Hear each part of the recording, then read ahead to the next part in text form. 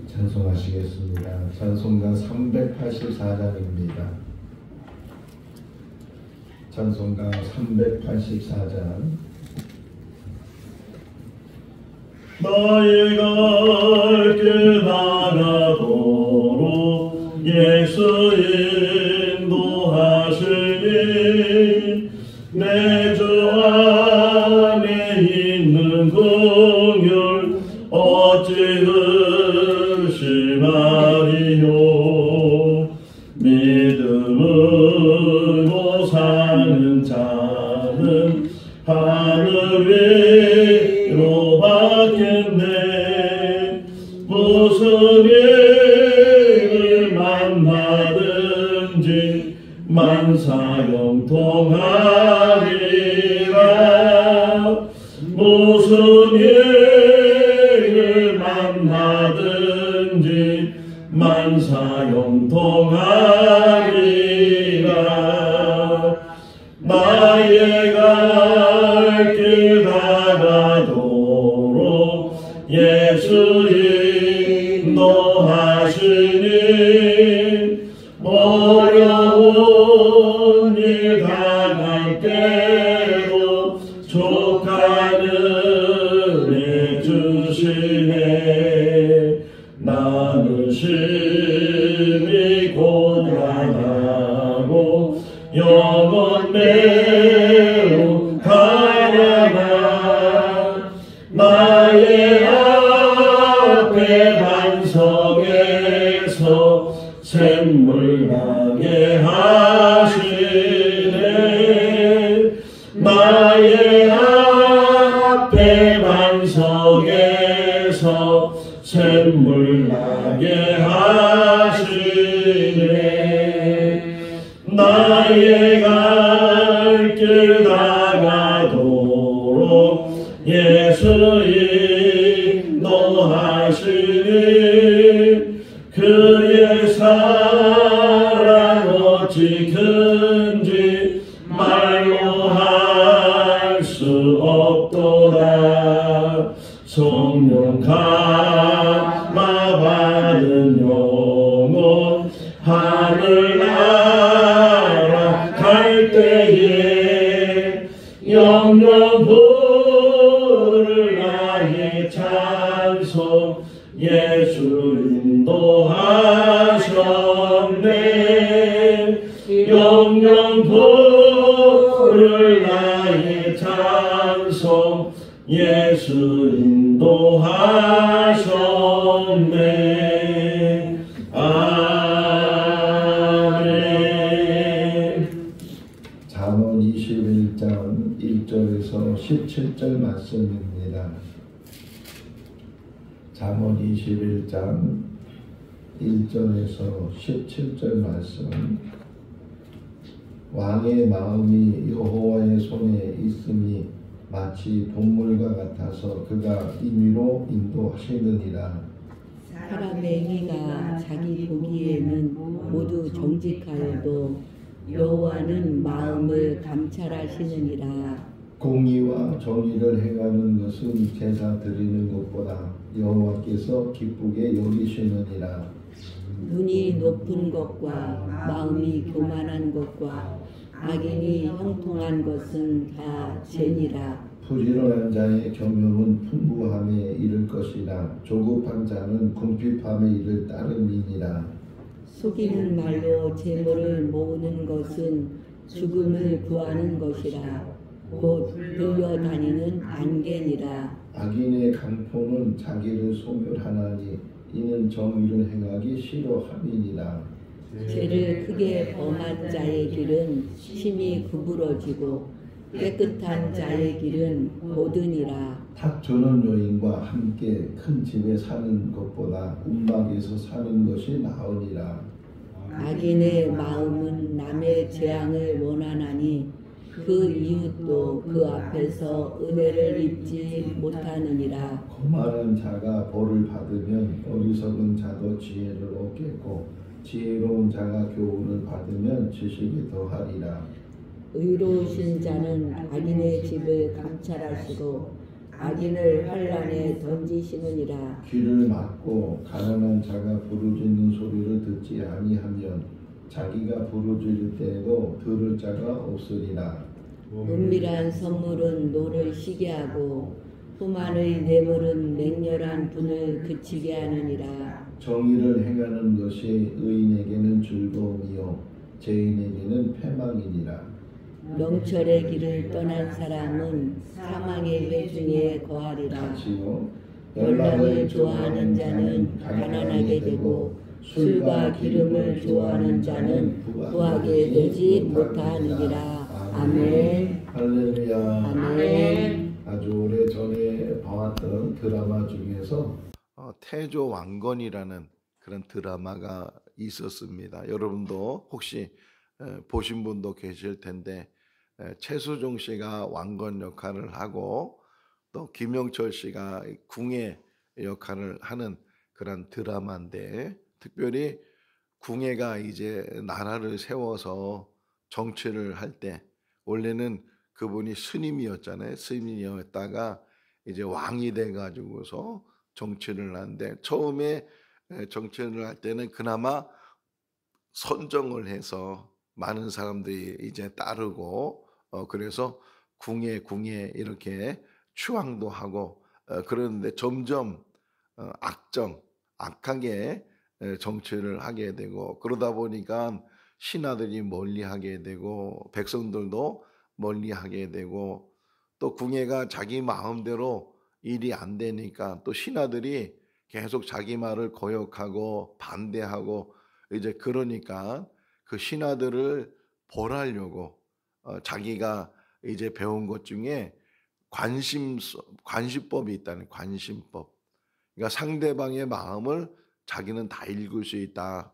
이래 가지고서 정말 충신인 그런 신하들을 죽이는 그런 일들을 우리가 드라마에서 본 기억이 나는데, 마음을 본다는 게, 사람은 마음을 볼 수가 없죠. 우리 사람은. 그런데 하나님은 마음을 보시는 분이시다. 2절을 보게 되면 2절 한번 읽어볼까요? 사람의 행위가 자기 보기에는 모두 정직하여도 여호와는 마음을 감찰하시느니라. 그래.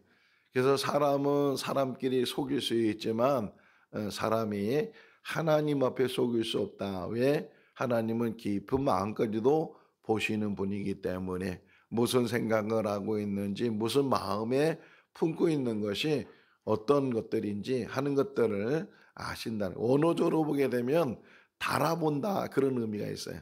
그러니까 저울을 가지고 달아보는 거예요.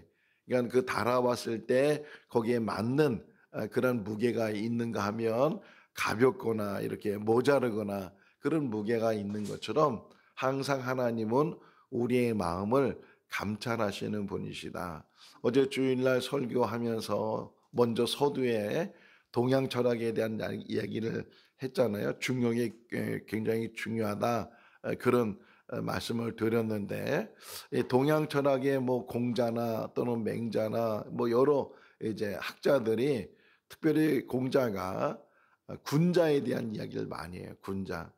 사람이 태어나서 한번 사는 인생 속에서 군자와 같은 삶을 살아야 된다. 군자의 반대는 소자. 군자와 소자가 있는데 대부분의 모든 사람들은 소자의 삶을 산다. 그런데 정말 사람답게 사는 것은 군자다 하면서 여러 가지 설명을 하는데, 그 중에 하나가, 군자는 혼자 있을 때도 실수함이 없어야 된다.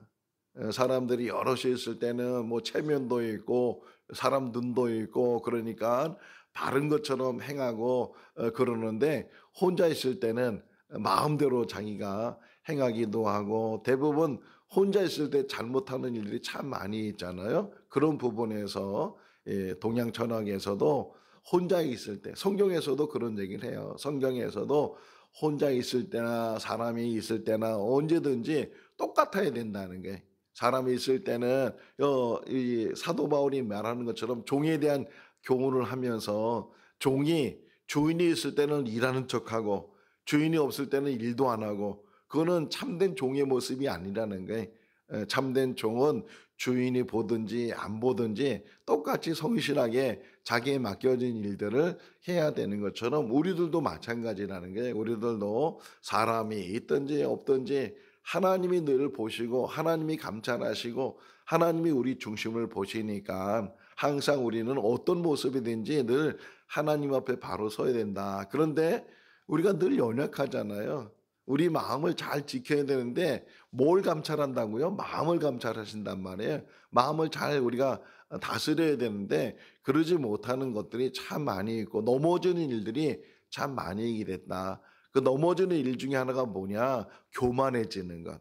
자, 죄에 대한 이야기가, 죄라는 게 너무 많죠. 뭐 종류도 많고 많은 죄가 있는데 오늘 본문에서 죄를 가리켜 여기 보세요. 4절 한번 보실까요? 4절 읽어볼까요? 눈이 높은 것과 마음이 교만한 것과 악인이 형통한 것은, 여러 가지 죄가 있는데 우리에게 교훈해 주는 게 뭐냐면 눈이 높아지는 것, 눈이 높아지는 것.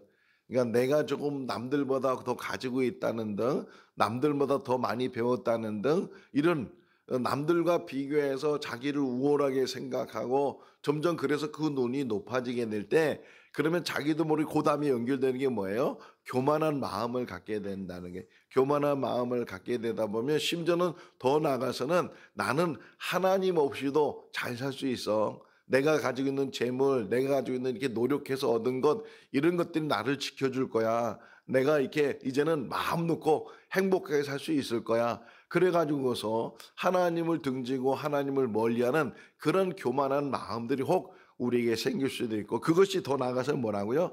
악인이 잘 되는 것, 그런 것들이 오히려 형통한 것 같은데, 잘 되는 것 같은데 그것이 오히려 죄가 되는 것이고, 결국은 지금 당장에 거기에 대한 어떤 심판이나 거기에 대한 벌이 없다고 할지라도 나는 아무리 악한 일을 해도 벌을 안 받아, 이렇게 착각하면 안 된다는 게, 반드시 사람은 심는 대로 거두는 것이고 자기가 행한 일에 대해서는 반드시 거기에 대한 보응이 있게 된다 하는 것을 우리에게 가르쳐주고 있어요. 또 하나 여기 좀 설명 6절을 보게 되면 쉽게 얻어지는 재물, 속임에서 얻어지는 재물, 노력해서 얻는 재물이 아니고 남의 것을 빼앗거나 보이스피싱 뭐 이런 거 있잖아요. 그런 일들을 통해서 남의 것을, 정말 얼마나 피땀 흘려서 모은 돈이겠어요.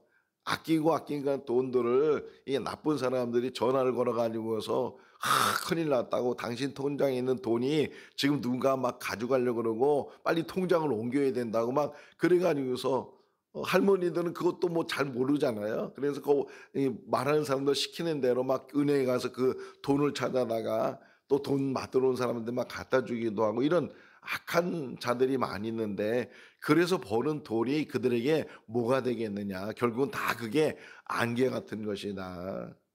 이 땅에 살면서 우리가 정직하게 산다는 것, 성실하게 산다는 것, 일확천금을 우리가 바라는 것이 아니고 내가 수고하고 애쓰고 땀 흘리고 노력해서 그것 가지고 좀 부족함이 있어도 그 부족함을 가지고서도 우리가 얼마든지 행복하게 살 수가 있다는 게, 부러워하지도 말고 악인의 형통함을 부러워하거나 이 속여서 재물을 얻는 사람에 대해서 우리가 부러워한 마음을 가질 필요도 없고 그들과 더불어 동요할 수도 할 필요도 없고, 우리는 오직 주님만 바라보는 거예요. 오늘 찬송가 384장 나의 갈 길 다 가도록, 여기 길이라는 얘기 또 나와요. 8절을 보시면 사람에게 두 가지 길이 있다는 게, 한 사람은 죄를 범하는 굽은 길을 가는 사람이 있고, 또 한 사람은 깨끗한 삶을 살아서, 정직한 삶을 살아서, 바른 삶을 살아서 굽은 길로 가는 사람이 있다. 이 말씀을 묵상하면서 어떤 비유가 생각이 났냐면, 막대기 있잖아요. 기다란 막대기를 가지고 우리가 이제 혹이나 금을 군다고 생각해 보세요. 여기서부터 한 100m까지 금을 이제 막대기로 금을 그어 나갈 때, 그럴 때 금이 빠를까요? 반듯할까요? 구부러질까요? 예? 자기 딴에는 반듯하게 금을 근다고 쭉 가지만, 그런데 뒤돌아보면 그 금이 반듯하지 못하고 뭐 꾸불꾸불하고 뭐 비틀어지고, 어떤 때는 다른 길로 이렇게 가고 그런 것을 보면서, 그렇다면 그나마 그래도 바른 금을 걸 수 있는 게 뭐냐? 목적을 두는 거예요. 그 끝에 목적을 두고 거기를 바라보고서 계속 그 방향만 가다 보면 목적 없이 가는 사람, 땅만 쳐다보고 금을 긋는 사람하고 뚜렷하게 목적을 가지고 금을 긋는 사람은 전혀 그 금이 다른 것처럼, 길도 마찬가지잖아요.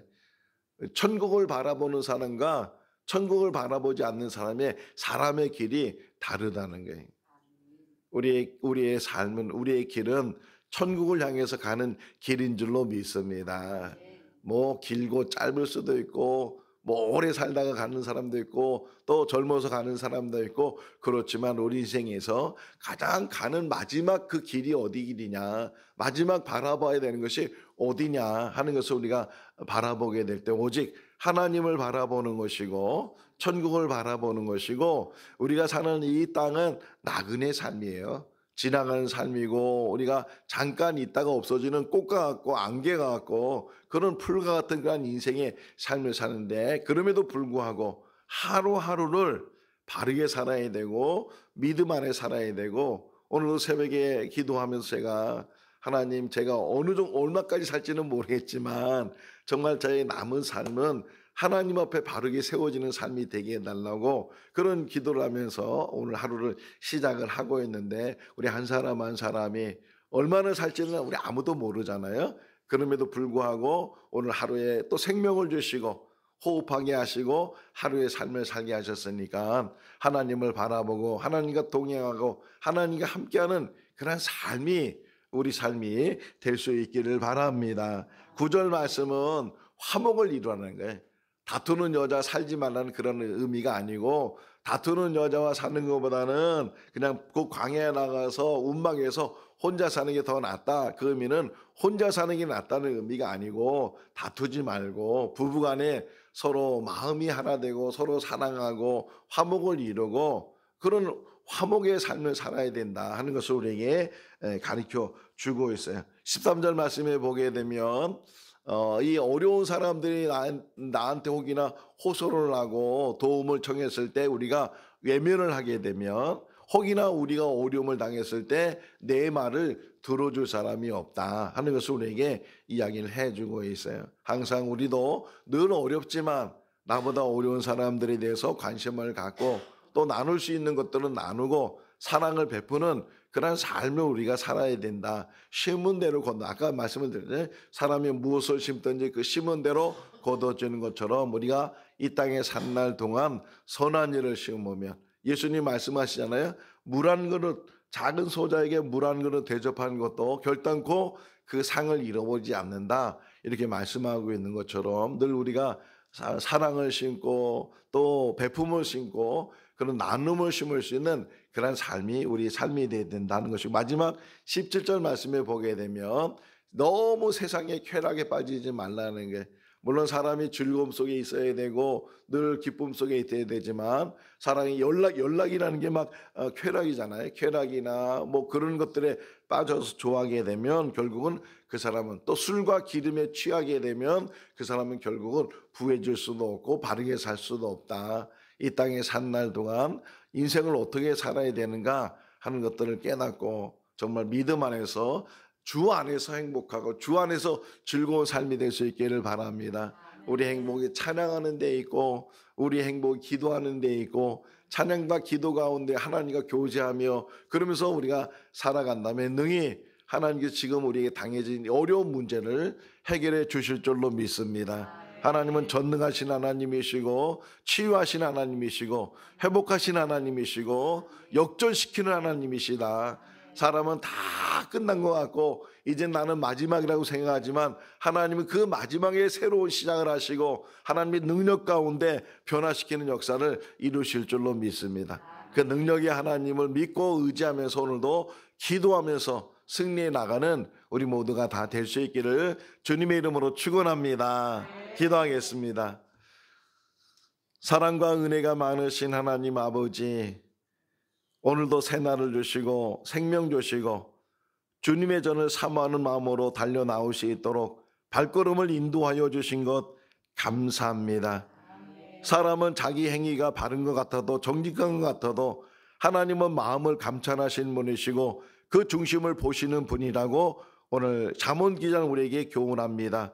아버지, 우리의 마음을 살피는 지혜를 도와여 주시옵소서. 우리 마음에 악한 것이 있습니까? 더러운 것이 있습니까? 부끄러운 것이 있습니까? 다 소멸하여 주시옵소서.